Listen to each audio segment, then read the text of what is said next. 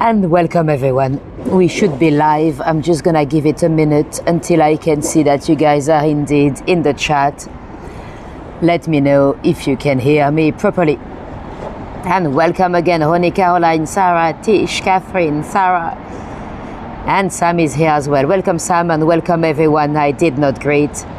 We are live. It is nearly 7:30 p.m. UK time in London. Let me know that you can hear me. We've got 10 minutes before to start. If any of you was watching the replay in the next few months or weeks, if you wanted to go straight into the walking tour, you can skip the next 10 minutes. I'll just be here waiting for everyone to connect. So this is a live streamed walk. So if you're watching the replay, if you hear me say some random stuff, bear in mind I could be reacting to something in the chat. You can hear me, perfect. Hi Sandy, and Matthew is here. Nice to see you, Matthew. You can hear me well, perfect. Most of you know the drill, but I'm gonna have to tap the microphone 3 times. You tell me if you've heard the triple tap.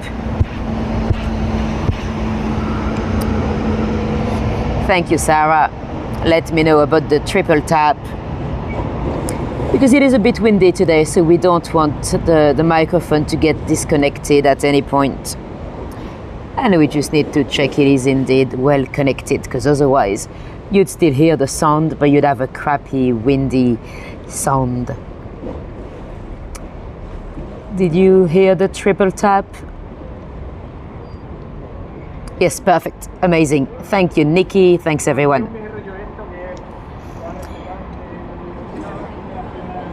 Perfect. Thank you.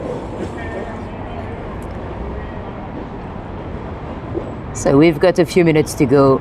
We're just waiting for everyone to connect.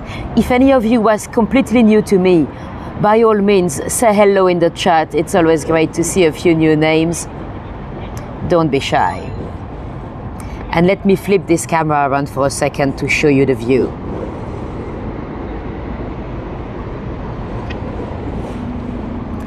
So I am on the embankment looking straight towards Big Ben. It's fine, I can say I'm looking towards Big Ben because I am, but we cannot see Big Ben. We can only hear Big Ben, because Big Ben is not the name of the tower, it is the name of the bell. Hi Gary. You can see the Uber boat. Those Uber boats, you can take them like you would the underground. You can just jump on board, tap your credit card and go. You don't need to book ahead or anything like that.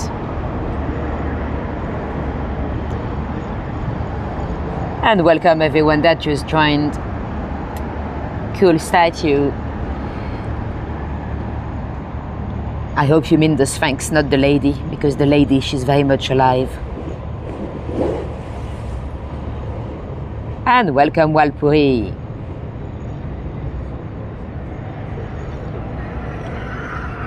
The Sphinx is fake. Well, it is real, it's there, but it's not from Egypt. The needle behind me, I'll show you in a moment, is actually original. Let's see how long we've got. 3 minutes. Oh no, what did I say? 7 minutes. Yeah, 7 minutes, not 3. So we've got 7 minutes before to start. We're just waiting for everyone to connect. So once again, anyone watching the replay, you can still skip 7 minutes. And welcome Marilyn. Nice to see you here. We'll be starting at exactly 7:30 p.m. UK time. Today we are in central London. I hope it's not gonna be too busy. It's a bank holiday Monday today, so hopefully people will be tired by now and they should be chilling at home. We might not see too many police officers today down here because they're all at the Notting Hill Carnival.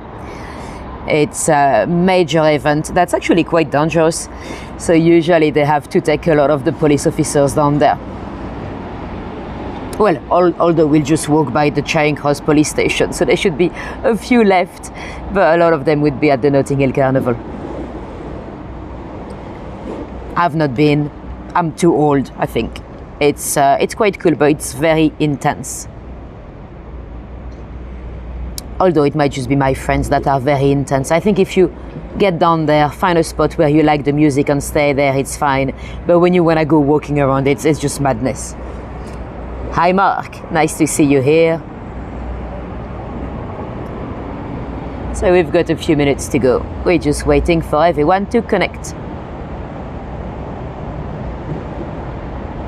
You can see I'm wearing a t-shirt. I probably should have brought a jumper today. It's quite chilly. Google says 20 Celsius, but it doesn't feel like 20 at all. Are you back for now, Laurie? Nice to see you back. Hi, Mark. And Wendy is here as well. Nice to see you, Wendy.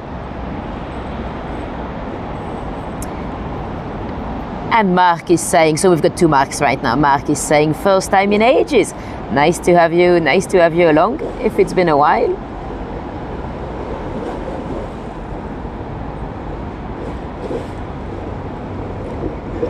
Edinburgh. It can get a bit chilly in Edinburgh as well.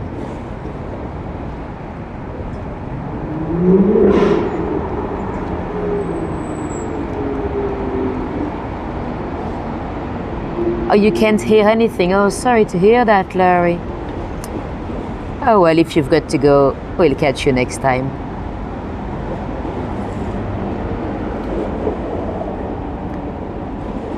Let's see what time it is. 4 minutes before to officially kick off.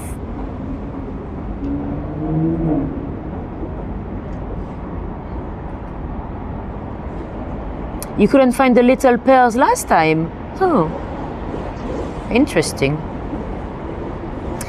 And Mike is here. Welcome, Mike, and welcome, Shaz. And Linda is here as well. Nice to see you all here, guys. It's always a pleasure to have so many of you on board. And we'll be ready to kick off in 3 minutes. 3 minutes. Let me already gracefully stand up. We'll get closer to the river.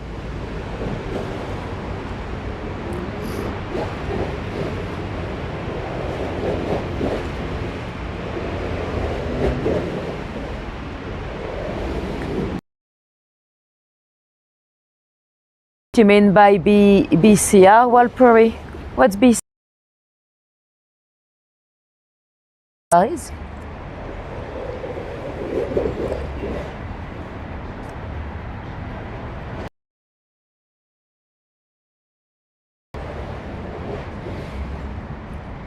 So we should be good to start in 2 minutes.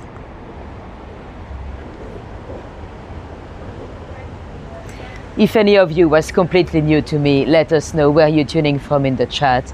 It's always cool to know where people are from.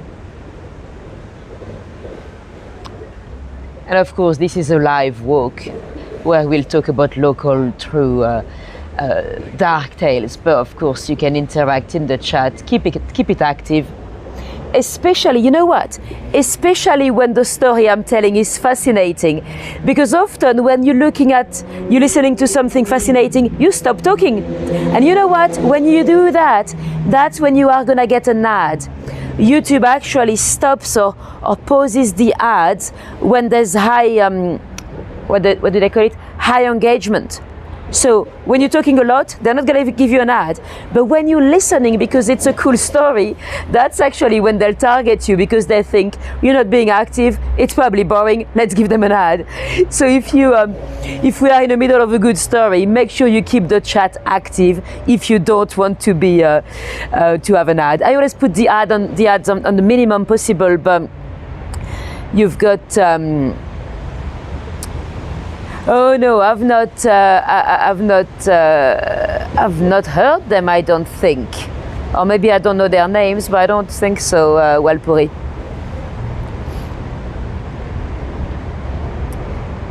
And Linda is here. I mean, one of the Lindas. Right, this is quite typical. I've lost you for a sec. You can probably not hear because of the wind, but I've just heard Big Ben in the background, so it is officially time to start. So we're starting right here by the river. You can see in the distance the Waterloo Bridge. Straight ahead, that's the Waterloo Bridge. It is also known as the Ladies' Bridge because they started the construction in 1939. That's of course when World War II broke out. And a lot of the young men, they had to go fighting on the continent. Ladies were left in charge in London, and they finished. Hi Tariq, and who did I miss? Hi Sylvie, welcome. Some say it was the only bridge that was finished on time. Probably a bit exaggerated. And on the other side, you can of course see the London Eye, also known as the Millennium Wheel, because it was built to celebrate the Elizabeth Tower, that you might know as Big Ben. Anyway, we're not here to talk about the London Eye, we're not here to talk about Big Ben, we're here to talk about the Cleopatra's Needle. You might see a Sphinx already looking straight at the needle. Let me show you the Cleopatra's Needle. This is officially the oldest monument in London. It is about 3,500 years old. It dates back to the reign of Thutmose III, the pharaoh. It is known as the Cleopatra's Needle, although it's got nothing to do with Cleopatra. When we talk about Cleopatra, we're talking about, well, most of the time we're talking about Cleopatra the seventh, I think she was. You know, the one that dated Julius Caesar. I only realized fairly recently that in Latin, Caesar was pronounced Kaiser, Julius Caesar. Apparently that German Kaiser, as well as the Tsar in Russia. And another Linda, welcome Linda. And anyway, nothing to do with Cleopatra the Seventh. It's actually just a name. The needle itself, it was a gift from Muhammad Ali. Not the Muhammad Ali. Muhammad Ali was the. He gave it to the UK to say thank you for the Napoleonic Wars. Although it stayed in Egypt for a little while, the government said, "Oh, thank you, that's very nice of you," but they didn't know how to bring it back. So they were like, "Oh, do you mind keeping it for a little while?" And a few years later, they had a boat to transport it. But would you believe the boat sank? It was rescued by another boat, and that other ship that took the needle on board, would you believe they asked the British government for a ransom? So the government had to pay £250,000 to get their needle back, and eventually they placed it here. So it's quite a cool thing to see. It is surrounded by two sphinx. The Sphinx, you might have noticed, they're looking the wrong way around. Usually when you're dissecting the monument, they're looking outwards. Well, they used to be, but they've removed them at some point to clean them, and they were put back the wrong way around. So now they're looking at the monument. And you can see there's a lot of damage on the plinth and actually on the monument itself as well. That's from the First World War, from an early attack, probably from a Zeppelin or something. Now, under the Cleopatra's Needle, there's a little time capsule. They buried under the needle a few souvenirs of the day. So we are in Victorian times by the time they got the needle back. They buried, we know exactly what's inside because it's been recorded. They buried a little book about the full story of the transport of the needle. They buried a few clay pipes and stuff like that. And also 12 pictures of the most beautiful British ladies of the time. We don't know who. I'll be curious to see what they look like. I'll be curious to know who would put today, if we did a time capsule today, what ladies would we put inside? Well, I suppose if we did one today, it probably wouldn't be only ladies. you'd probably have some men and some non-binary people, because otherwise that'll be considered sexist to put only ladies. But let me know who you'd put inside. I think the last time we did this tour, we agreed we should probably put the Princess of Wales, Catherine. But who else should we put? Let us know in the chat. Now, the next bridge along, most people would refer to it as the Charing Cross Bridge, but technically it is 3 different bridges. The first little one, the pedestrian one, is one of the 2 Jubilee bridges, and the one in the middle, in between, the train bridge, it is actually the Hungerford Bridge. Hungerford, after an old market, a medieval market that used to be on this site. We talked about that bridge. We can see there's a train going through. It's a train bridge. It goes down to Lewisham and Kent and all that. Yeah, we mentioned that bridge very briefly when we were in Brockley on Ladywell Cemetery, when we talked about the case of Larry Donovan. Larry was a young man. He was from America, and he started to jump off bridges. That's in 1888, I think it was. He, like today, when people do crazy stuff on TikTok and they get quick notoriety. Oh, look, you can see the underground secret tunnels. They've not turned the light off. London is full of secret underground tunnels everywhere. Here is, it's probably part of the sewer, to be honest, because we're right above the Bazalgette sewer. Now, to get back to Larry Donovan, he started to jump off bridges in America. He had actually jumped off the newly completed Brooklyn Bridge, and he jumped off Niagara and stuff like that. Then he came to the UK, when he jumped off some bridges here, and people would talk about him in the magazines or the journals of the time. And he allegedly jumped over the Clifton suspension bridge in Bristol, although some people claim that it never happened. And then he came here to London, and he was a bit skinned. One night, he actually wanted to go back to America, but he didn't have the funds. One day, after a few drinks, he took a bet with his mates, £2 to nothing, that he would jump off this bridge here. And he did. He came back to the surface for a few moments. He started to swim towards the Cleopatra's Needle. And let's see if we can see the underground here. Oh, a little bit as well. So that's probably the sewer again, although it doesn't stink.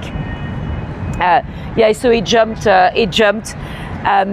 He was seen at the surface again, and then he disappeared. His body was found in Deptford a few days later. Deptford, some of you might have been with me last Sunday. Well, not yesterday, but last weekend. So yeah, that's very sad, because his so-called friends, they didn't exactly stay to rescue him. They ran off basically, and he died in poverty. He was buried in a basic grave in Brockley. So that really shows that quick notoriety. It's not very new. It already happened at the time. Now let me cross over before it's too late. There we go. So as we mentioned, I'm right on top of the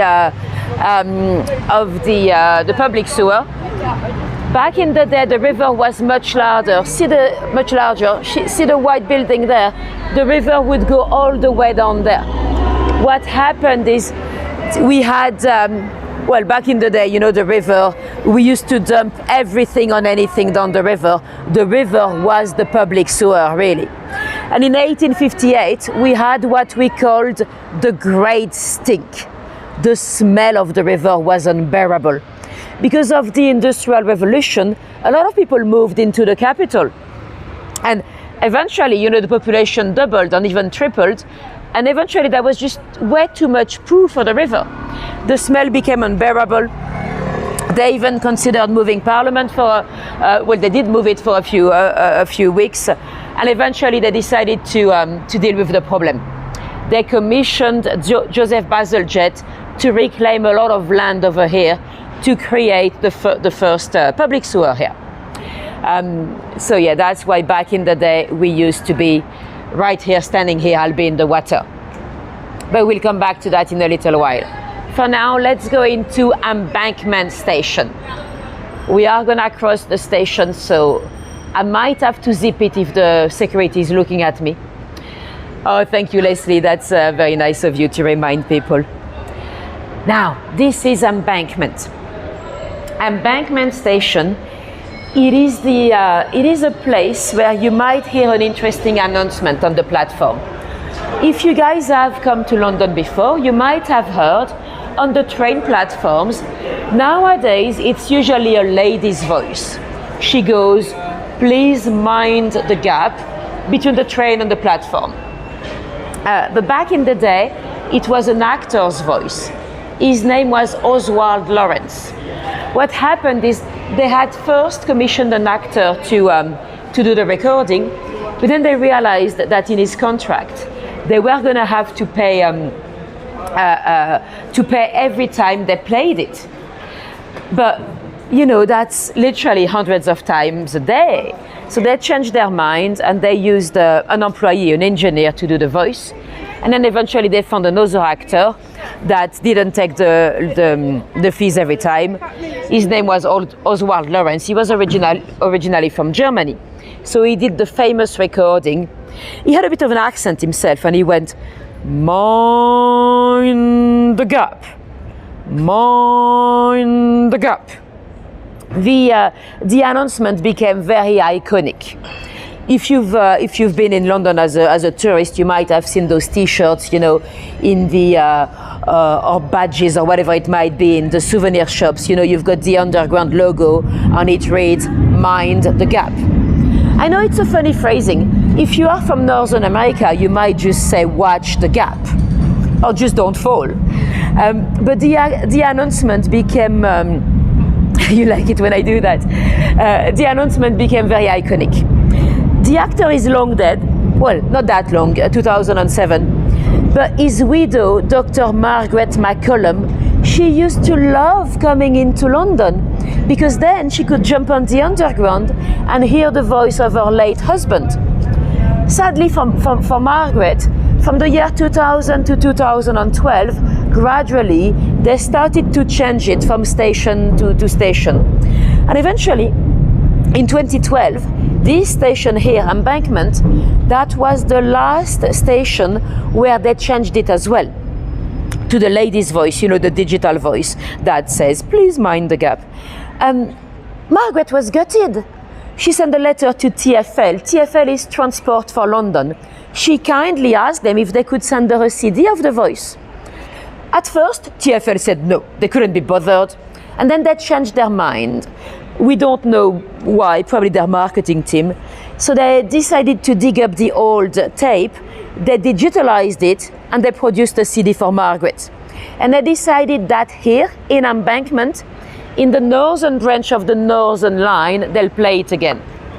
So now, it's the only place where you can still hear the original "Mind the Gap."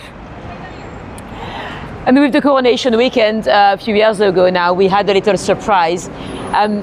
The King and Queen Camilla, they did the announcement.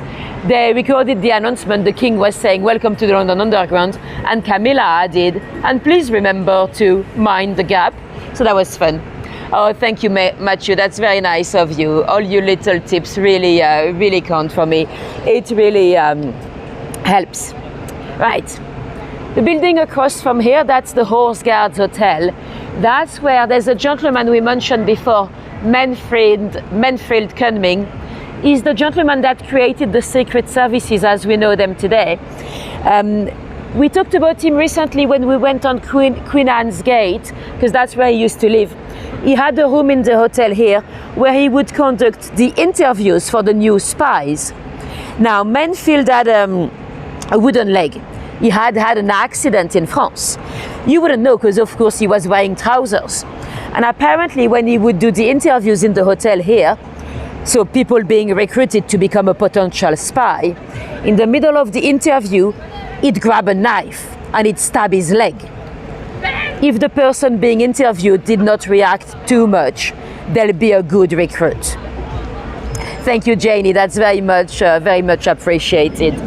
Now, let me flip this camera around to the other side to show you the cab shelter.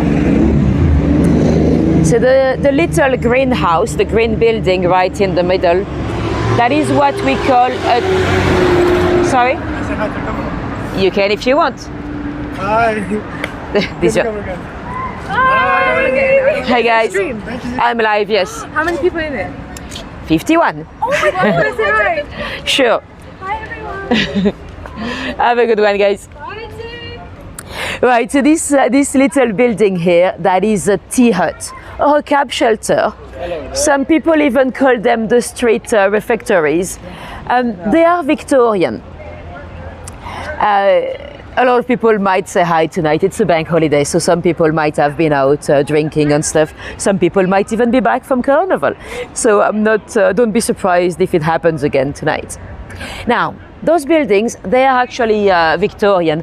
We've got, at the moment, I believe, 13 left of them in London. We used to have 62, but some of them have gone. They were created for the taxi drivers. Now, the taxi drivers today, they are, of course, those, the minute I say that they are known, oh yeah, there's one straight down there. They are those black cabs, like the one down there. But back in the day, they were those horse-drawn carriages, you know. The coachman at the front was often very much exposed to the elements. You know, they'll get cold and they'll get wet. So very often, when they had no customers, they used to go and hide in a pub for the time being. But that was a bit tricky, because first they would have to pay someone down the street to take a look at the horses on their cart. Otherwise, they might be stolen. And then once they were inside of the pub, very often the pub owner was like, no mate, if you want to use my shelter, you buy yourself a drink. So we had a bit of an issue with a lot of taxi drivers, those coachmen that were drunk on the streets of London. And eventually we had some philanthropists, mainly Lord Shaftesbury. He decided to create those little tea huts exclusively for the taxi drivers. So the taxi drivers, they could sit inside, they could buy a coffee or a tea, no alcohol whatsoever. They could buy a breakfast or a sausage bap or whatever, or they could also bring their own food. There was a cook inside and they would cook it for them. Now, most of them are closed today, but they are listed.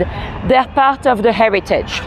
So that's why we still have them today. Some of them are in a very awkward position in the middle of a new build and everything, because we are not allowed to destroy them. This one, the one we just saw, it's still very much open to the public, but you can buy yourself a cup of coffee at the window. You're not allowed to sit inside unless you are a taxi driver yourself. Or Winston Churchill. I know he had done it, but he was the most popular man in the land at the time. Oh, thank you, Linda. That's very much appreciated. If any of you drop me a tip on PayPal or buy me a coffee as well, I don't see them live in the chat, but they are equally appreciated. Thank you, guys. Now, let me show you a little pub. Do you guys remember when we talked about Thomas Neal Cream when we were in Lambeth? We've not been there in a while. I'll probably schedule this one again for Halloween or something.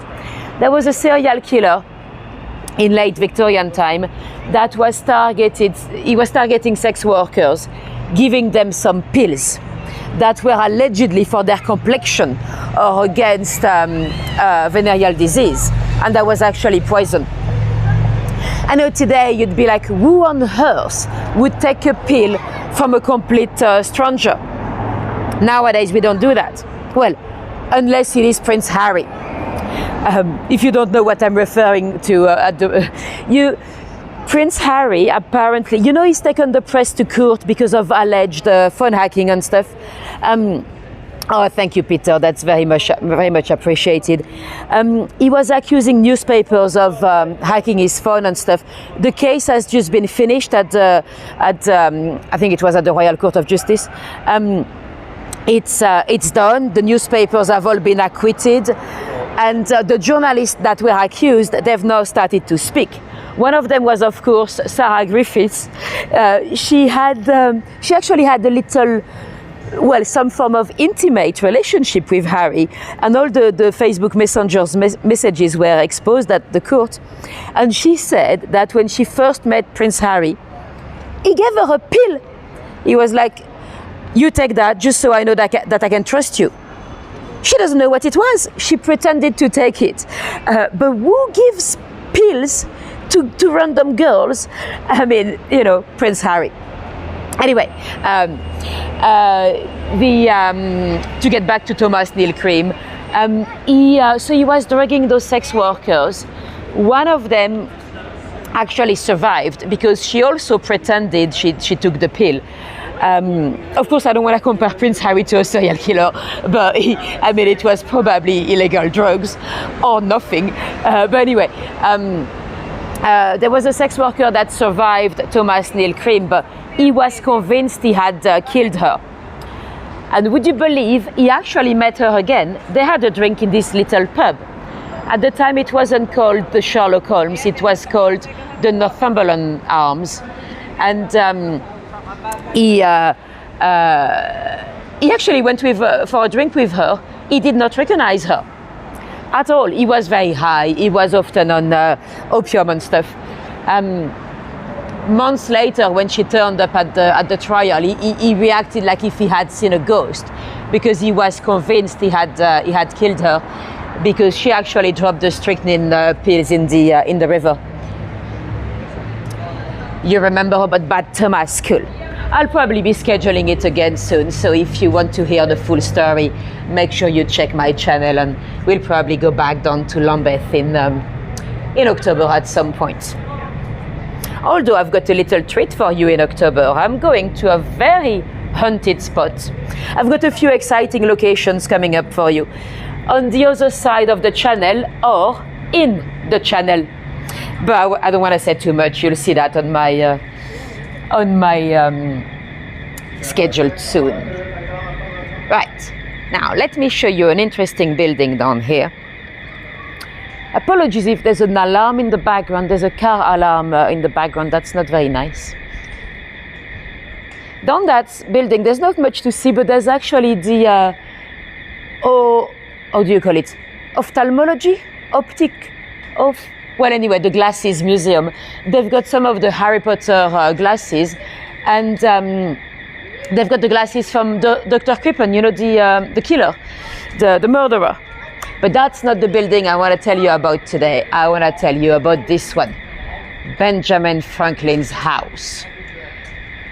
Ben Franklin, I'm sure you'd know of him. Let me show you his picture. Well, it's not his picture, it's a $100 note. He's one of the founding fathers of America, really. He was also a man of science. He did a lot of work in electricity, and he's the one that created the term battery and stuff like that. He lived here at some point, so this is his house. It's also a little museum. After that, he went back to America. Now, in I think it's 1998, they did some refurbishment in the gardens. They wanted to do a little terrace and stuff, and they found a lot of bodies.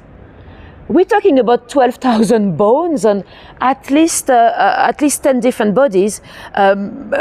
Some of them, 6 of them, were children, and the coroner decided not to investigate because the carbon dating was done on the bodies, and they were quite old, over 100 years old. They actually dated back to the time of Benjamin Franklin. So the authorities were like, what? Was Ben Franklin a serial killer or what? We don't believe he was. The main theory is that this might have been the site of an illegal school of anatomy, an illegal school of dissections. He used to live with a man that was William Hewson. He was an anatomist. At the time, those anatomy schools were often illegal because the bodies were supplied illegally. At the time, the only bodies that were given to science, they were the bodies from the executions. You know, there were some, but not enough. So a lot of the bodies were stolen by the body snatchers. So that's why those dissections were often illegal. We know almost for sure that it's from William Hewson because they also found the remains of a turtle. In the turtle, they found traces of mercury. And William Hewson was, of course, he was studying the lymphatic system. So he had injected mercury into turtles. So we know almost for sure that it is from him. But Benjamin Franklin would have been aware.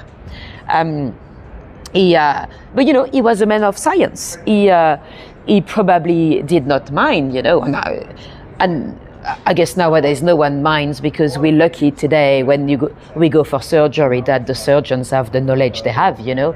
If it wasn't for those illegal bodies, we wouldn't know. Anyway, this is the only pub in London, I believe, to be split into two. On both sides of the streets, it's the same pub, the Ship and Shovel. And let's go straight down. We'll go through to the other side. Those arches in a few hours, they might be a bit crazy because this is the entrance to Heaven, the nightclub. It has reopened. It was closed for a few years because one of their bouncers had been accused of rape. It's reopened now. They used, in my days, I used to be a bit of a party animal when I first moved to London. In my days, on a Monday night, that was popcorn. That was actually pretty much a straight night on a Monday. On a Thursday, I think it still exists, they had a night called Porn Idol. Porn Idol, it's pretty much the Ship and Shovel, Mike, Ship and Shovel, I think it's called. Ship. I never know how to pronounce I never know the difference between the short E's and the long E's. So ship, like a boat, not like bear. Anyway, the Porn Idol night was an interesting night. They'd get, a lot of people would arrive very drunk already because GAY, now JY Bar is closed, but they used to have very cheap drink in the middle of the week. So you turn up at the nightclub already very drunk, and Porn Idol, anyone could register to do a striptease on stage for free. And you could win. The winner of the night would win something ridiculous like 200 quid or whatever. But I think a lot of people might regret, the next morning when they see the videos from their mates. And the MC was a bit, I've been a few times, I mean, it was fun, but not on stage, of course. But the MC was sometimes a bit mocking, like the voice, what's his name? No, his name, Graham, the guy that does the Eurovision, anyway, or Come and Dine with Me, and the voice of that's a bit mocking. Anyway, that was an interesting night. I've not been to Heaven for years. Last time we tried to get in, we didn't because my mate had forgotten his ID. Because everyone needs an ID, even if you are an adult with grey hair, you need an ID. Now, let me show you the name of the street, Villiers Street. This is after George Villiers, the first Duke of Buckingham. Villiers was, well, we believe, the favorite, the boyfriend of James I. Oh, Graham Norton, yeah. This type of kind of funny but slightly mocking voice, the MC. Anyway, George Villiers, let me show you his Villiers with his sexy legs. This is George Villiers, the first Duke of Buckingham. He was an interesting character. So he was the favorite of James I. James I was fairly openly bisexual. Although, you know what? We don't really know for sure. Because James I, like many monarchs, he had a lot of enemies. No one ever clearly accused him of sodomy, But anyway, that's Villiers for you. There's a new show that came out 2 years ago called Mary and George, about George Villiers and his mother, on how she trained him out on how to get some power and some control over the king. But I've not seen it. I think it's on Sky Now or something. I don't have Sky Now, but I'd like to see it one day. Anyway, everything here is named after Villiers. See the name now? It's Buckingham Street, because he was known as George Villiers, Duke of Buckingham. And he had a large house here that was known as York Place. And he eventually, you loved it, Nikki? I should watch it. You know what? I'm not meant to say any productions thing, but I'm with an extra agency. And there must be a scene at some point with some European sex workers, because they were looking for extras that looked French. And I didn't apply because you'd have to be comfortable with nudity.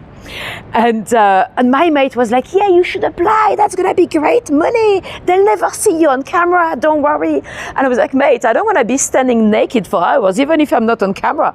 And of course, you know, if they want us to look French, surely they're planning to see some of us on camera.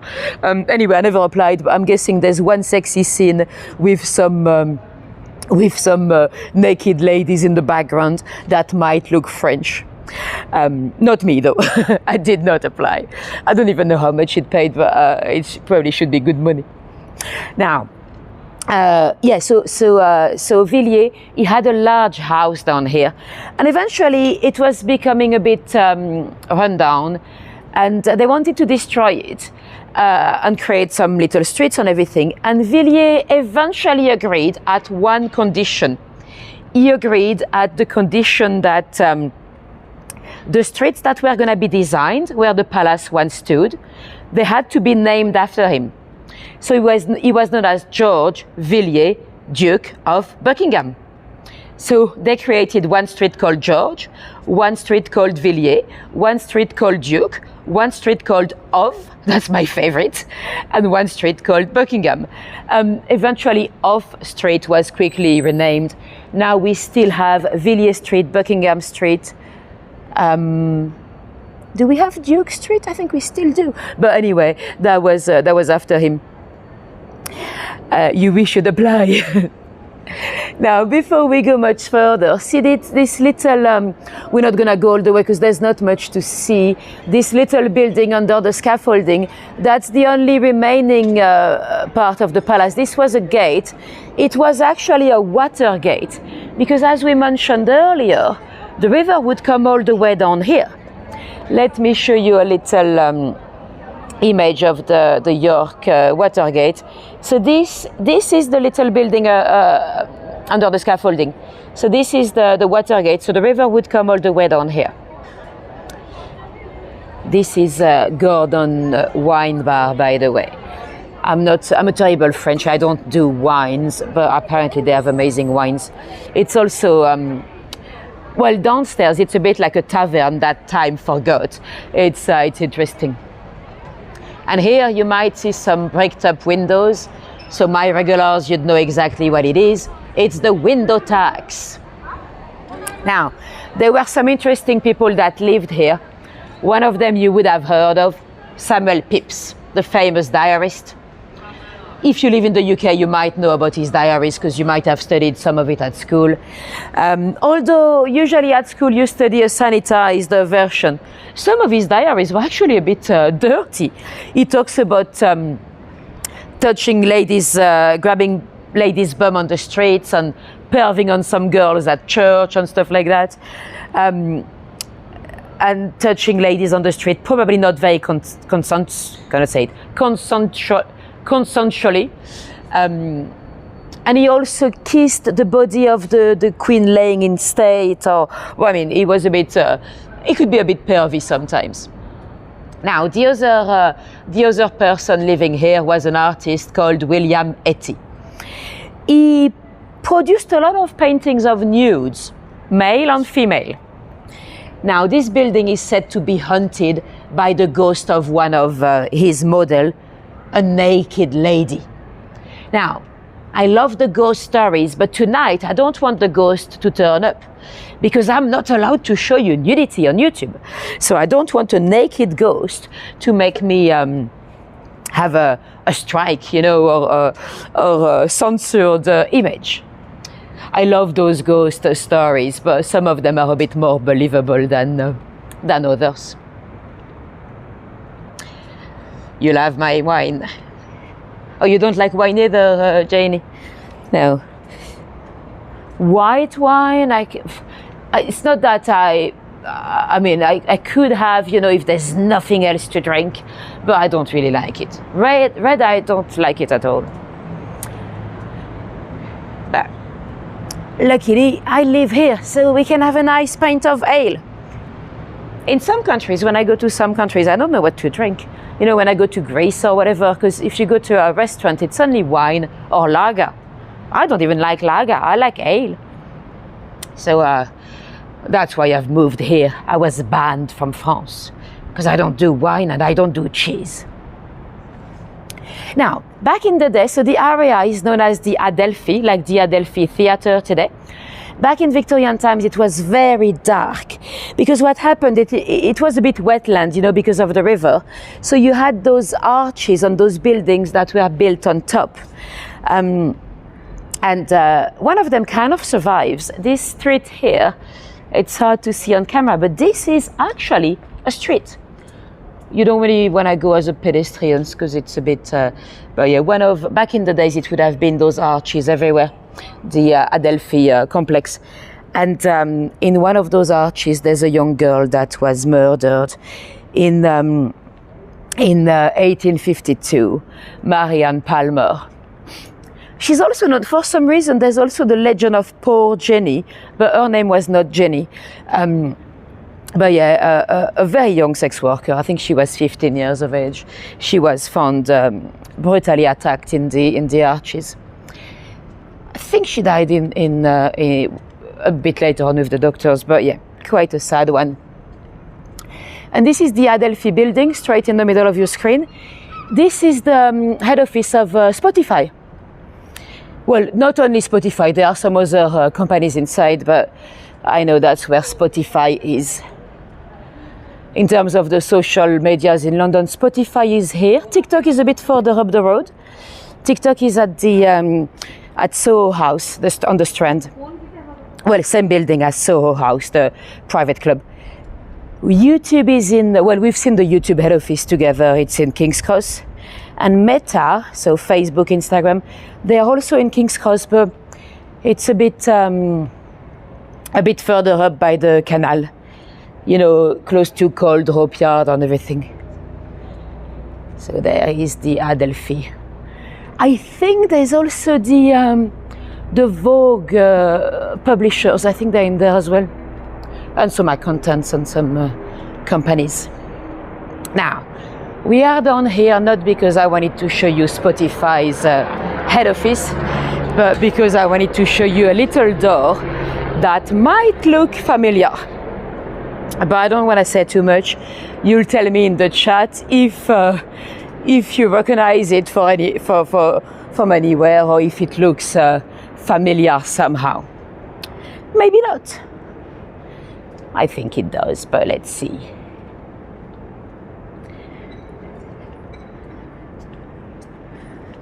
Those buildings are from the 18th century. Mid-18th century, I think. Now let me show you the door. Oops. Hold on, I was going to go in the middle of the road, but there's a car.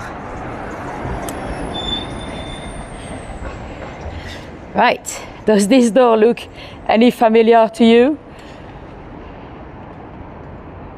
It's not what it is, but what does it remind you of? Yeah, nice architecture around here. Does it look any similar to anything you might have seen? Exactly, Tish. That's the fake number 10. Well, fake. It's not a copy. It's just the same style. Let me show you the original next to it so you can compare. So you see, it it does look kind of similar. It's not a copy. It's not even the same architect, but it does compare, you know, with the thing. It's the same period of history. I think Downing Street was a few years before this one, but they didn't intend to copy it. It's just that the style was very popular at the time. So Downing Street, that's where the first Prime Minister lived, Robert Walpole, and all of them after that.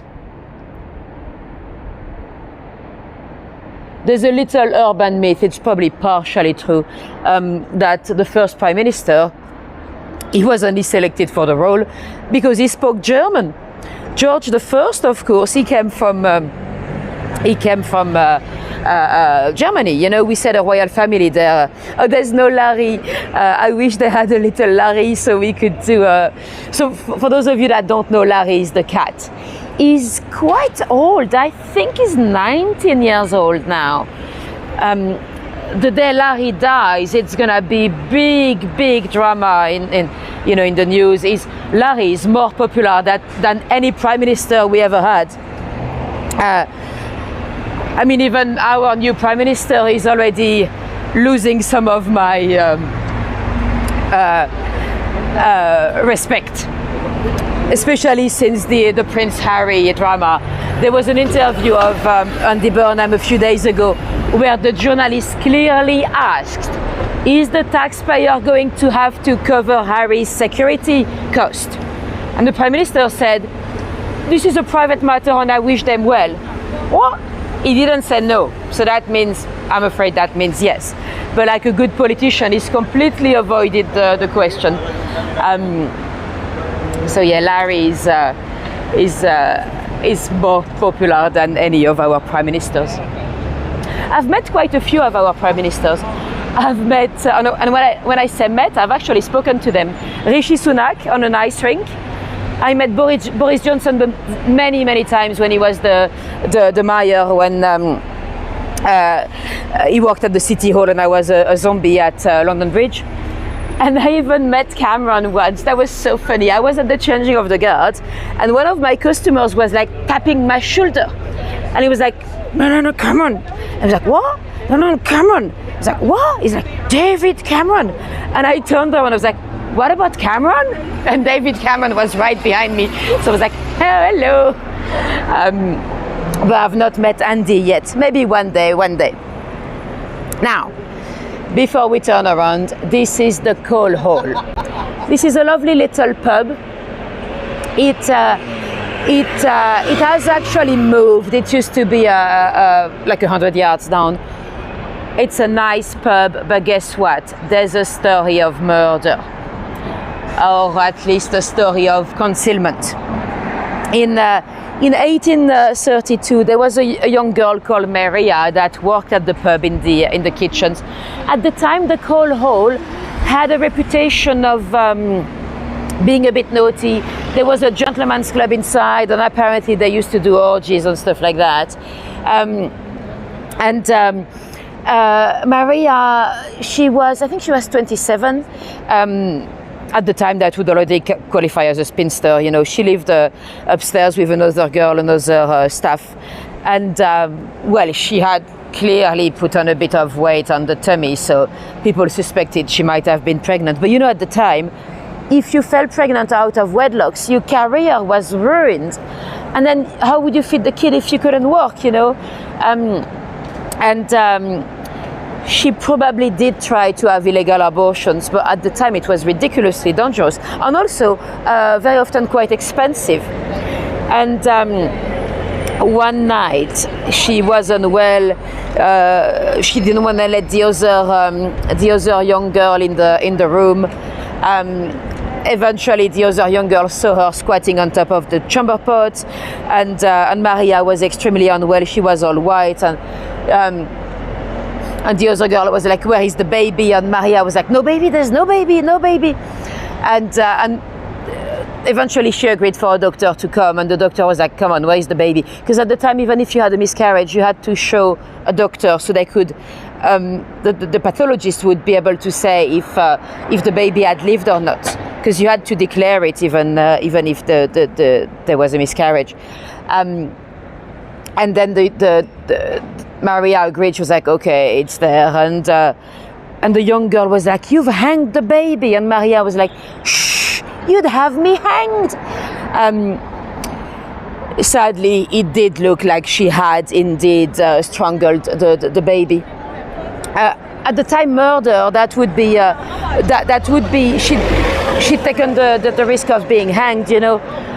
The doctor couldn't actually prove for sure whether it was murder or if the baby might have been strangled with the umbilical cord. Maria was spared from the gallows, but she was jailed for a couple of years. So very sad story, because really, you know, she didn't have much options. It's very sad, but the UK was actually a bit late in that matter. You know, on the continent, for example, in France, you could just give the baby away. You could, even today, I could step into a hospital and do what they called ex-birthing. You give your baby away, no question asked. You don't even have to give your ID, and that's been the case since the French Revolution and everything. So we didn't have, and at the time, like in France, for example, you could give all the babies to a convent, or you even had those drawers where you can give the baby and they don't see your face. Sadly, here there was none of that, so that's why we had so many problems with concealment and infanticide and baby farmers, you know, like Amelia Dyer and Amelia Winters. So that's very, very sad stories, really. Anyway, I'm showing you the Adelphi straight across the street. You might remember there was a murder at the Adelphi as well. We usually go through the back when I do my Covent Garden tour. That is the murder of William Terrace, a Victorian actor. He was like the Hugh Grant of the day. He was stabbed in the back, well, in his back, but at the back of the theater. So he was stabbed in the back at the back, and he died. Now he's actually more famous today because of the paranormal activity that followed. The theater is meant to be haunted. Covent Garden station is meant to be haunted by his ghost. I've told you that story as well when we went to Covent Garden. And also his dog had a sighting at the moment where he died. His wife that lived in a manor miles away, the minute he had passed, apparently the dog went barking like crazy. And the poor wife was like, what does he see that I don't see? And of course, a few hours later, she had the sad news of her husband's death. So yeah, interesting ghost story from William Terrace. Now this one is Zimbabwe House. That's the one where the statues up there, I'll zoom in a bit, they've been scaled down because they were, sorry, I'm just trying to zoom out. They've been scaled down because some people at the time in the 1930s, they found them way too naughty, too titillating, because they were naked figures. And there's a story that one of the penises fell down on somebody's foot. The story is true, but I believe it wasn't actually a penis. It was an arm or a hand or some body part. So then they scaled down the statues because no one wanted to see those penises. Did you see the American candies? We have a few. Well, I'm sorry to disappoint you, but a lot of them are actually money laundering. After COVID, we had suddenly like 40 American candy shops in Westminster. And at the time, I had a friend that told me, those guys are money laundering. And I was like, yeah, right. Surely if my friend knows, everybody knows, right? Oh, thanks, Christopher. That's very much appreciated. And I'm like, surely there's no way everybody would know, but not the tax office and everything. And actually, you know what? About 2.5 years ago, it was all over the news that those American sweet shops were just money laundering places. And they've Westminster City Council actually closed down on some of them. There's still one down here, and there are still a couple, but far fewer than there was a few years ago. People don't really buy that much candy anymore, you know, because it's all about healthy eating and stuff. And also, I'm not even sure you are allowed to import all the American candies, because very often we have a different recipe in the UK, like Skittles. The same Skittles in America, they have some additives that are quite dangerous that we're not allowed to have here. My favorite American candies, it's the Reese, you know, the little peanut butter thing. But I hear they're full of GMO. Anyway, the building across the street, that is Coutts Bank. It is a bank that, well, that's where the royal family keep most of their assets. And guess what? It is haunted. In 1993, it became too much. A lot of the staff, they claimed that they could see a headless lady. They believed it to be a lady at the time, but it became quite bad. Some people refused to come to work, and eventually the manager was like, you know what, I'll have a seance. He invited a psychic. The psychic was fairly well known at the time. His name was Eddie Burke. And the psychic actually found out who was the ghost. It was not a lady, it was a man, the Duke of Norfolk. So eventually, that went quite far. Eventually, the actual Duke of Norfolk from nowadays decided to have a ceremony at the Catholic Church of Covent Garden, like a little ceremony to put his great uncle or great grandfather to rest, so the ghost could go and rest in peace. Oh, thank you, Cynthia. That's very much appreciated. So they had this kind of ceremony at the Catholic Church in Covent Garden, and the journalists were outside waiting for the Duke, so the Duke of Norfolk today, and they were like, "Oh, how does it feel, sir, to have put your great ancestor to rest?" And the Duke of Norfolk you looked at the journalist and he was like, "I don't believe in ghosts." So he went along with the project to keep people happy at the bank, but he really didn't care. The Duke of Norfolk, there was a reason why he would be missing his head. It's because he was beheaded. He had allegedly plotted with Mary, Queen of Scots, you know, one of the Catholic plots. So that would explain why he was missing his head. But I think after that, there was no more ghost. So maybe that worked, who knows. Now, before we go much further, this is the Charing Cross. It's not the original, it's a replica. This one was built by Edward Middleton Barry. The Charing Cross, that was for Eleanor of Castile. She was the wife of Edward I. Edward was very much in love with Eleanor. He was a king that never had a mistress. Can you imagine? He never had a mistress. At the time, that was so unusual. And she died in Lincoln. When she died, they brought the body back, of course, to have the funerals at Westminster Abbey. And every place where the funeral cortege stopped to sleep for a night, they built a little cross. 12 of them in total. Well, some historians would argue that there might have been 15. It is possible, we don't know for sure, because you know, with the Civil War, some of the parliamentarians were actually quite anti-Catholics. They were Puritans, so they destroyed some of the crosses. This one as well. This one is fairly new, so we don't know exactly, Leslie.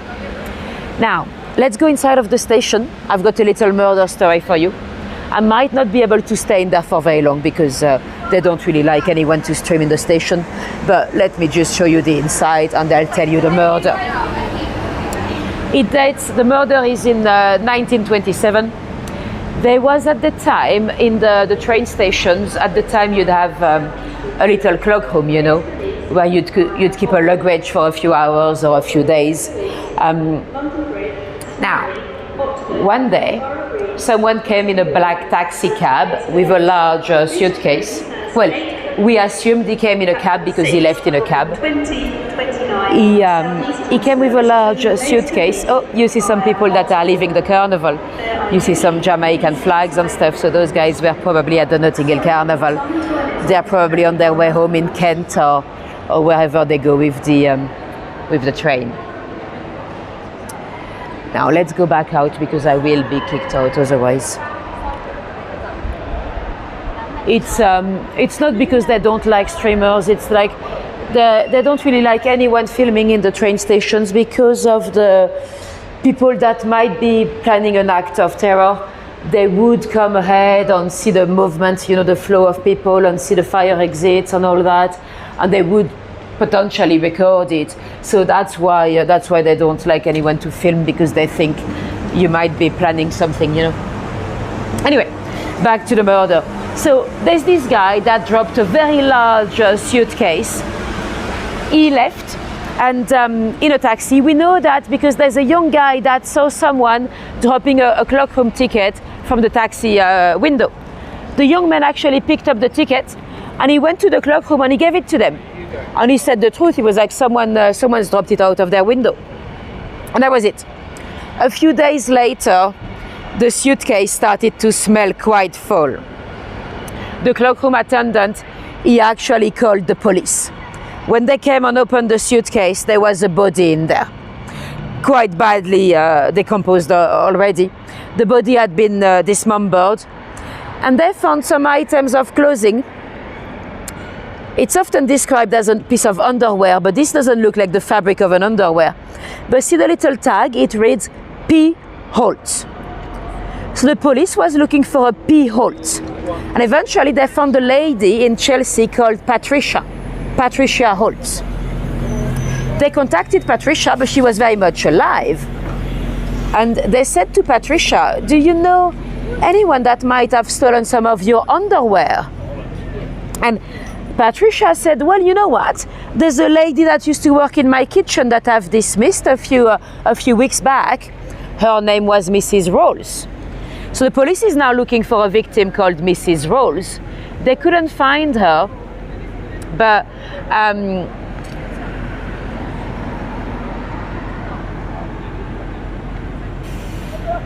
oh, you put up with me when I'm in there. Well, I did, when I was in Waterloo Station, I did get kicked out. Oh, and Liverpool Street Station as well. So I did get kicked out of a few stations, but I don't blame them, That's, they're being told to look after people filming. Anyway, the police was now looking for Mrs. Rolls, and they didn't find one, but they found they heard of a lady called Minnie Bonatti, and it was actually Mrs. Rolls. She had fallen into hard time. She'd become a sex worker, and she went back to her original name, Minnie Bonatti, because she used to be married to an Italian guy. So they had the name of their victim, but they didn't know where to start to find the guilty party. But they knew that he had come in a cab. So they decided to ask every single black cab driver to come down to the station to take a look at the big suitcase. And they were asking the cab drivers, do you recognize this suitcase? Did you drop anyone at Charing Cross station with the suitcase? And one of the cab drivers, not only did he recognize the suitcase, but he said, yes, that was about 10 days ago. I've picked the guy up from 86 Rochester Row. That's in Pimlico, almost in Victoria. So he remembered the very exact address. Those black cabs drivers, they have a very good memory. They have to take an exam. The exam is called the knowledge. It was created in 1850. At the time, they had to know every single street. I can hear the bells of St. Martin's in the field behind me. By the way, you see a lot of those places for homeless to sleep. There are a lot of homeless around here because there's some food donation. So yeah, the taxi drivers, they have a lot of a great memory, a lot of information stored in their heads. At the time, they had to know every single street in a 6 miles radius of the Charing Cross. That was already quite a few, but nowadays we're talking about thousands of streets. Nowadays we're talking about thousands. They have to. And my colleague, she's talking about thousands. They have to know every single street, and they have to be able to take you from A to B. Sorry about that. I didn't want to interact with the gentleman because he was a bit drunk. They have to know every single street, and they have to be able to take you from A to B at the best time of the day with the best route, so they have a great memory. And eventually they did catch the guy. He was an estate agent from Pimlico. He tried to deny it at first. He tried to say that it was an accident, that there was a fight, but eventually they found him guilty and he was hanged. Now, I'm not going to be able to show you from too close up, but this statue here, it's also a bench. This is Oscar Wilde. The artist is Maggie Humbling. We talked about her in some of my tours before. Her statues are always a bit interesting, to say the least. Some people hate her work. Some people hate the statue here. They say that it's uglier than the portrait of Dorian Gray. I probably wouldn't go that far, but yeah, it's a bit of a weird one. Now, this is St. Martin's in the Field. It is where Nell Gwyn is buried. You know, Charles II. No, Laurie, we're right next to Trafalgar Square, but we're not going. We're going to St. Martin's Lane. St. Martin's in the Field, it's after St. Martin's of Tours. Some of you might remember I took you to Tours a few years ago. And it was actually built, the original one down here, because of Henry VIII, because he did not want people to go down to church, you know, going down towards the Abbey on the other side and everything, because he had, apologies, I'm stopping here because I've got a little shard in my foot. I'm wearing some kind of mules and I think, well, anyway, I'll try to survive until the end of the tour. I think I have a little shard of something that went in my foot. I'm not gonna get it. Anyway, I'll try to survive. We're nearly done. Right, so yes, Henry VIII, he actually had a church built here because, you know, it was the time of, there was a bit of a plague, and he did not want people to have to walk in front of his palace, you know, Whitehall Palace. It's okay, guys, I don't think it's glass, it's something sharp. I'll get it later on. Anyway, so yeah, he had a church built here, so he didn't want people that might be contagious to come in front of his palace.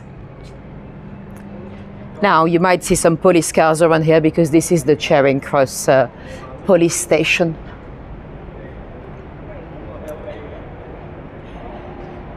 Quite a large building. But let's not forget that Westminster is a very touristy area, so they probably have quite a lot to deal with all the pickpockets and those complaints. Not only the pickpockets, but also those people snatching your phones away with a bicycle. You know, that's getting really, really out of hand at the moment. You know, when I start a tour, especially when I do the changing of the guards, I always warn people. I'm like, guys, be very careful with the pickpockets. Never relax, you know. And now it's every other day that one person in the group tells me, "Oh, I've already got my phone stolen." So yeah, it's getting very, very bad. So if you come to London, when you're walking down the streets, if you have to check the maps or everything, make sure you look around you. You can still check your maps, but be aware, looking out, looking up, because they are those guys on electric bicycles. They could just snap your phone away. And a lot of those electric bicycles are actually illegal, you know, because they go too fast anyway. Now we're gonna take a right here to go and see some haunted theaters. But before we go much further, straight ahead, that's part of the National Gallery. Well, this part is more the National Portrait Gallery. And the lady on the monument there, that's Edith Cavell, the nurse from the First World War that was accused of allowing Allied soldiers to escape Belgium. And she was executed by the Nazis. Anyway, let's go and take a look at two haunted theaters. The first one here is the Colosseum. This one, so that's the one with the top, the tower. It is said to be haunted by the ghost of a soldier, a World War I soldier. But there's not been any sightings for decades now. And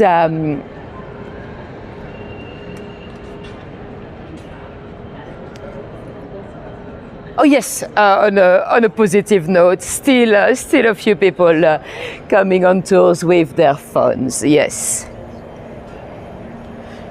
Although I suppose, you know, for the ones to whom it happens, it's already a pain when you are at home, you know, to lose your phone. But when you are abroad, it's really a bit of a nightmare. Well, especially if you're traveling alone. But yeah. Some people always see the positive side. The other day I had a lady, well, at least I visited the Apple store and I met a lot of people that had their phone stolen as well. I'm like, well, it's good to see the positive, you know. Now, let me show you. Oh, it looks like it's the interval. This is the Duke of York Theatre, the white building. Not named after our present Duke of York. Well, present / former Duke of York, Andrew. I shouldn't call him Prince anymore, so Andrew Mountbatten Windsor. This is not named after Andrew. No one wants a theatre named after Andrew. This one was named after, well, actually it was named after George V. Now, you might ask me, why on earth was George V the Duke of York? Because to be the Duke of York, you don't need to do much. All you need to do is to be the second son of the monarch. So that's why it's Andrew today, or it was until September when we removed this title.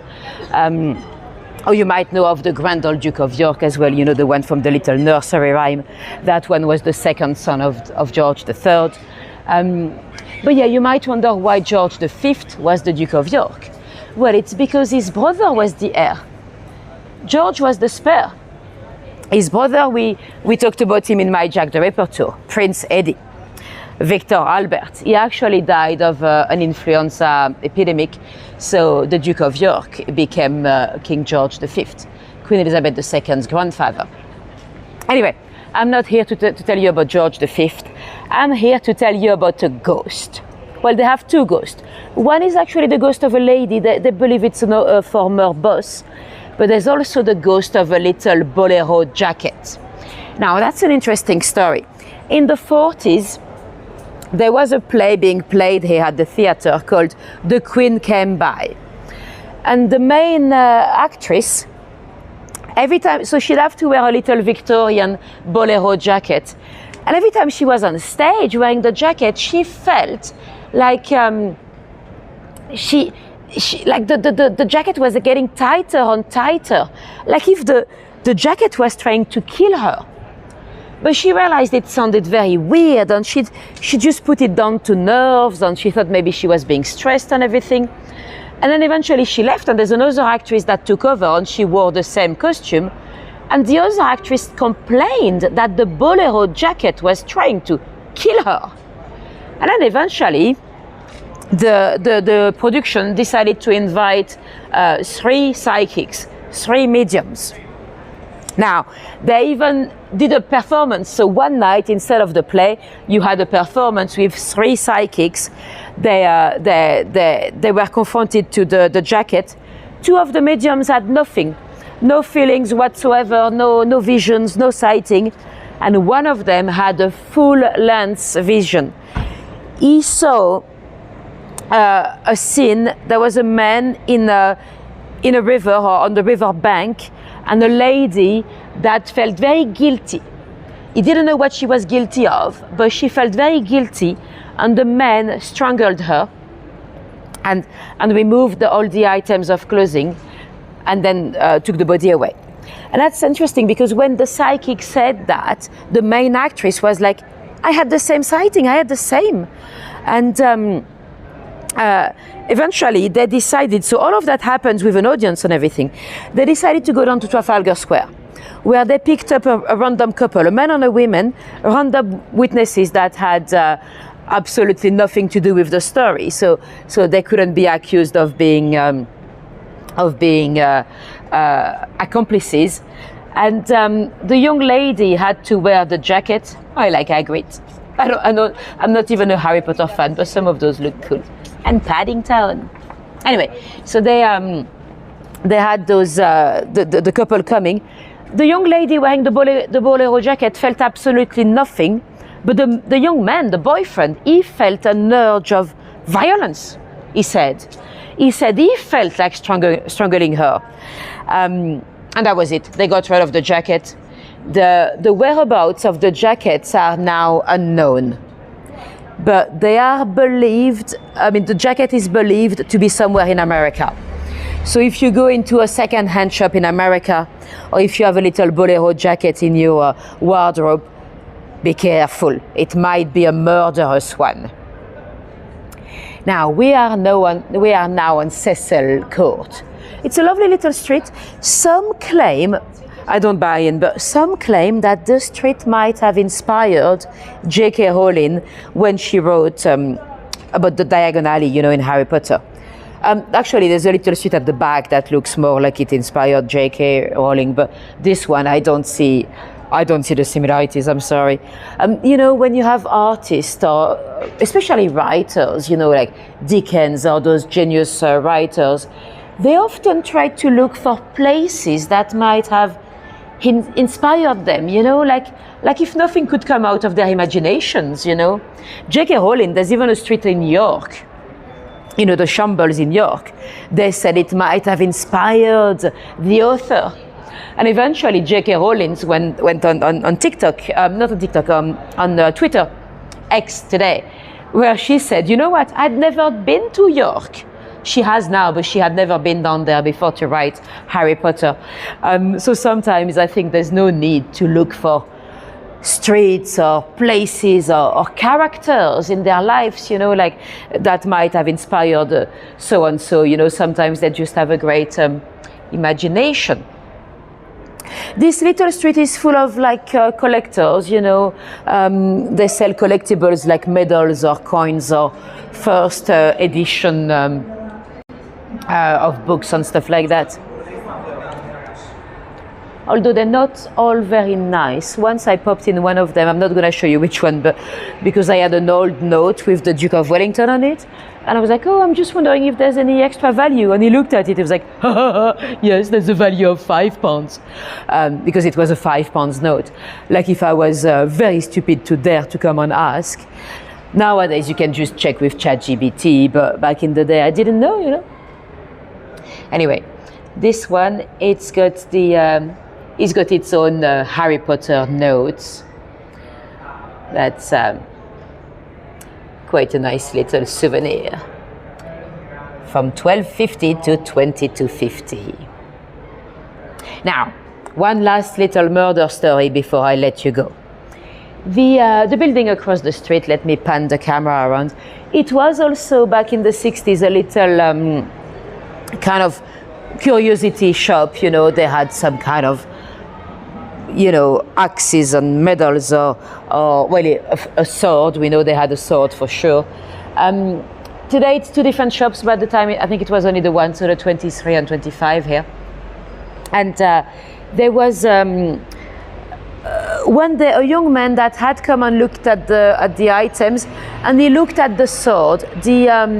There was a witness that remembered seeing him. He was the shop manager.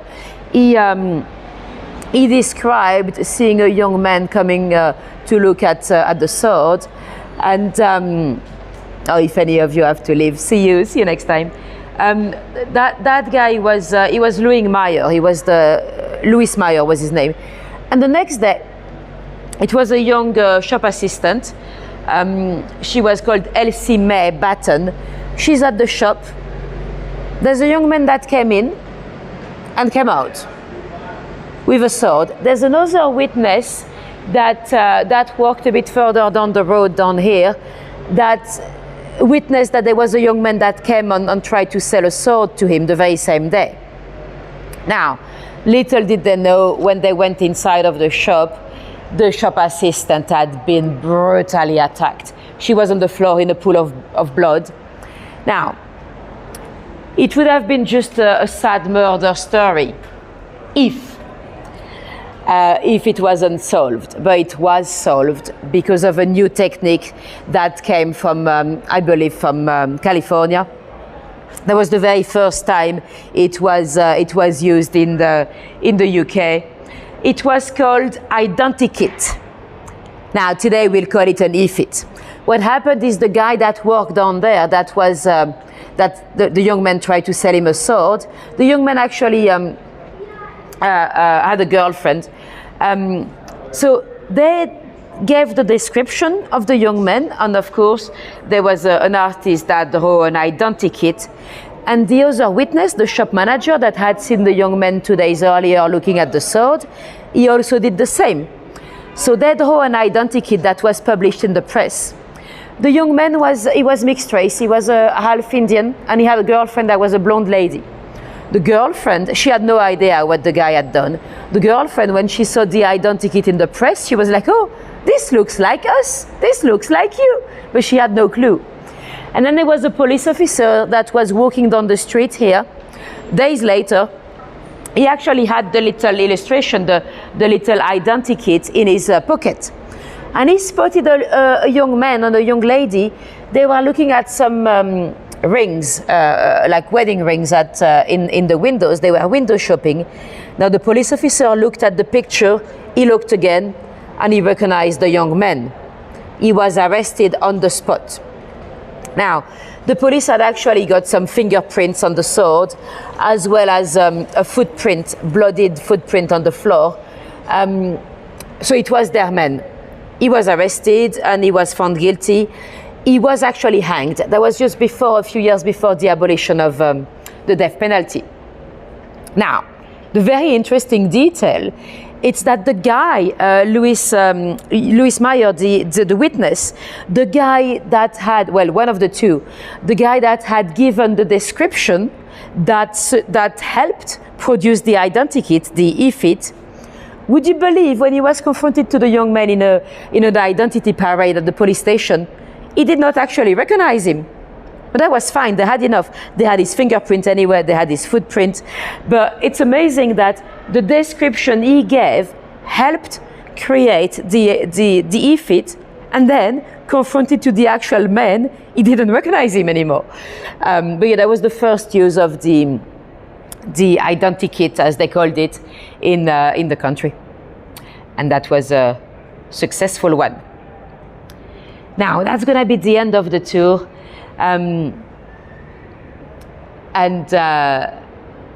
Martin says that bloody footprint looks like the bottom of your bloody shoe. Now let me show you my face again,